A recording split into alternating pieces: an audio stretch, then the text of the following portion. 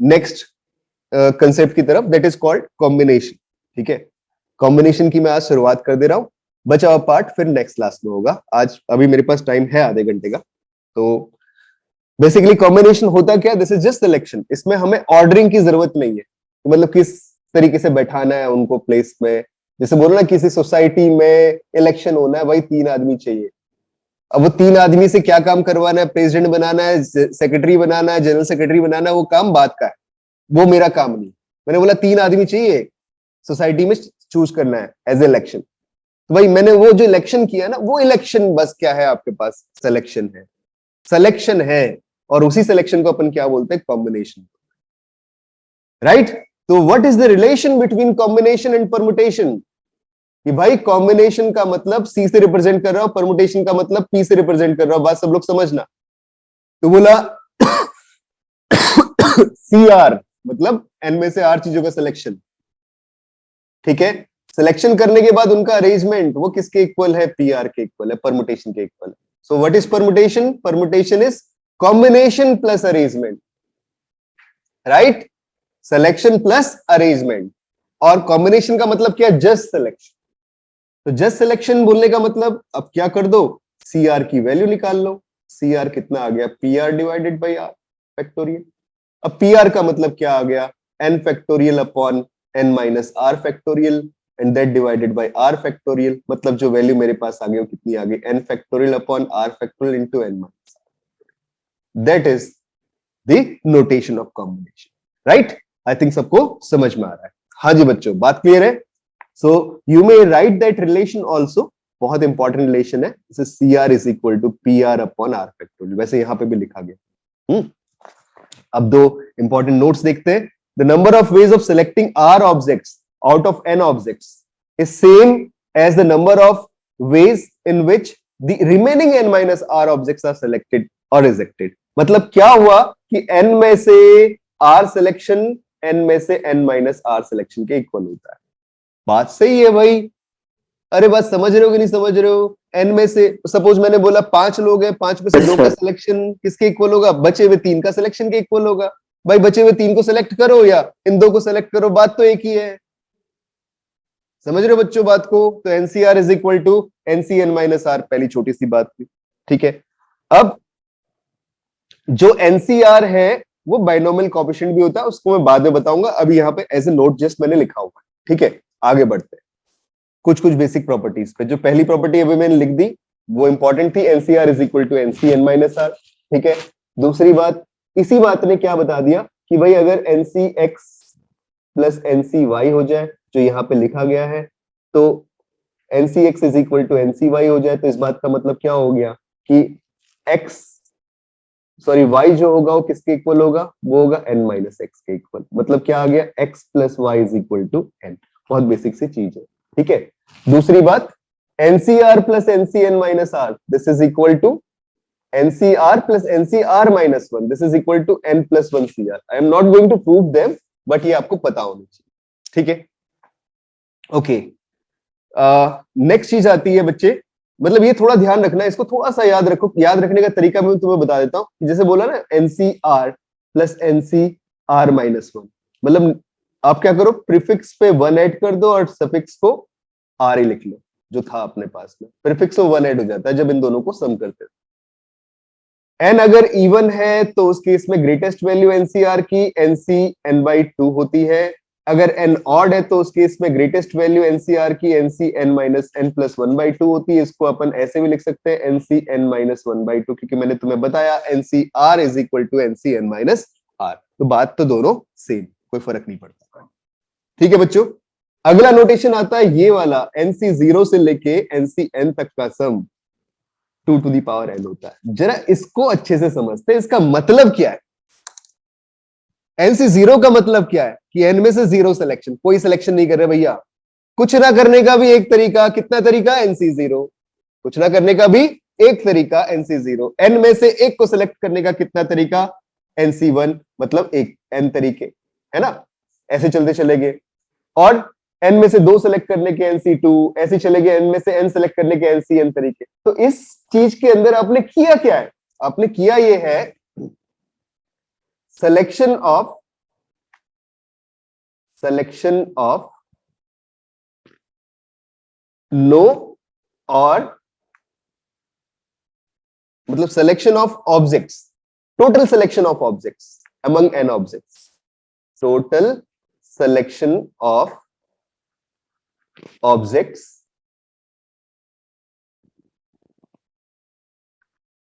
among n objects.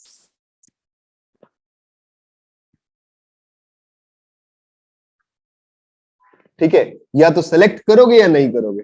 अब किसी ने बोला सर ये क्यों इतना NCR, NC0, NC1, NC2, NC3 ऐसे इतना सारा सम करके आपने लिखा, इसको तो आप बहुत छोटे तरीके से भी लिख सकते थे.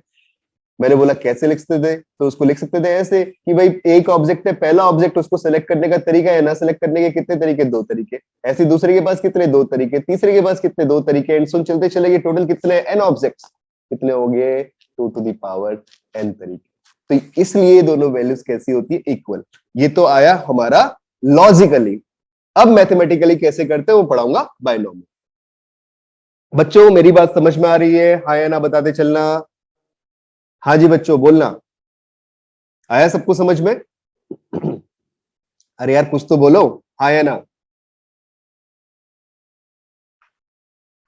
हाँ जी बच्चों बताना. Yes sir. Yes.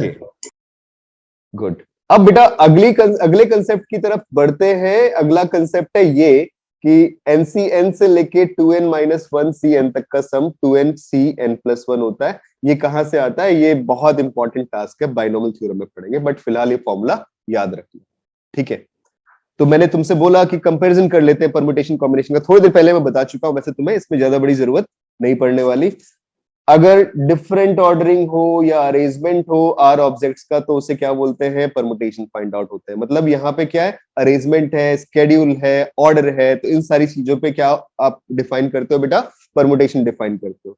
Grouping find out करनी, कमिटी बनानी है, सैंपल निकालना है, सिलेक्शन करना है, सबसेट निकालना है, तो उस केस में क्या किया जाता है, कॉम्बिनेशन किया जाता है. तो ये थोड़े से कहां पे कॉम्बिनेशन यूज करना है, कहां पे परमुटेशन यूज करना है, वो वर्ड्स है जिन वर्ड्स को मैंने यहाँ पे रिप्रेजेंट.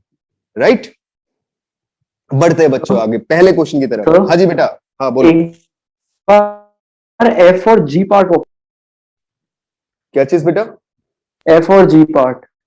हाँ याद रखना कैसे आया. एफ पार्ट तो मैंने तुझे बताया अभी. सर एक बार रिपीट कर दो.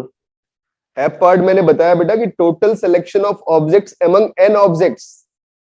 टोटल कितने सिलेक्शंस हो सकते हैं. एक ये हो सकता है कि कोई भी सिलेक्ट ना करो, NC0. एक हो सकता है NC1, एक सिलेक्ट किया. अच्छा, हमने हर ऑब्जेक्ट के लिए ये कर दिया कि या तो 2 ऑप्शन, हाँ या तो सिलेक्ट करेंगे या नहीं करेंगे. राइट बेटा, ठीक है सर. सेलेक्ट करना भी एक तरीका है और ना सेलेक्ट करना भी एक तरीका है. सब सारी चीजों को लेते हुए चले. ठीक है, यस सर. ओके, बढ़ते हैं आगे, चलते हैं अगले क्वेश्चन की तरफ. तो पहला क्वेश्चन तो बड़ा मजाक किया हुआ है यार. A basketball coach must select 2 attackers, 2 defenders from among 3 attackers and 5 defenders. यार मजाक नहीं किया हुआ है. तो total number of different combination of attackers and defenders can he select. अरेंज करने के लिए तो नहीं बोला ना सर, कॉम्बिनेशन ले लेंगे. बस कॉम्बिनेशन लेंगे, अरेंज करने के लिए तो नहीं बोला ना किसी ने. सिर्फ बोला कि भाई टोटल कितने वेज हो सकते हैं, है ना, टोटल कितने वेज हो सकते हैं. क्या बोल रहा है बेटा, सेलेक्ट की बात कर रहा है और पूछ रहा है टोटल कितने कॉम्बिनेशन बन सकते हैं, टोटल कितने वेज बन सकते हैं.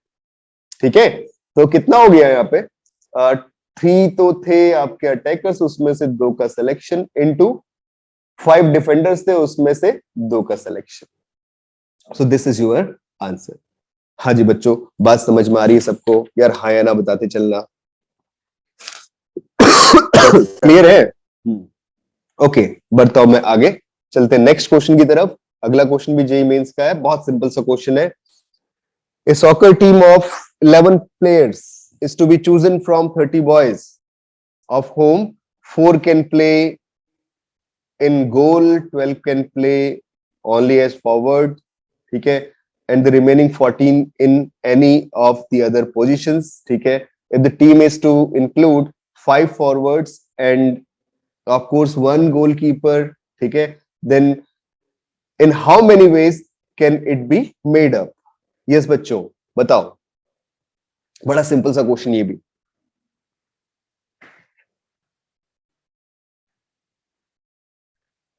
बस उसने एक रेस्ट्रिक्शन दे दी भैया कि एक फॉरवर्ड होगा, सॉरी 5 फॉरवर्ड्स होंगे, फॉरवर्ड खेलने वाले 5 हैं,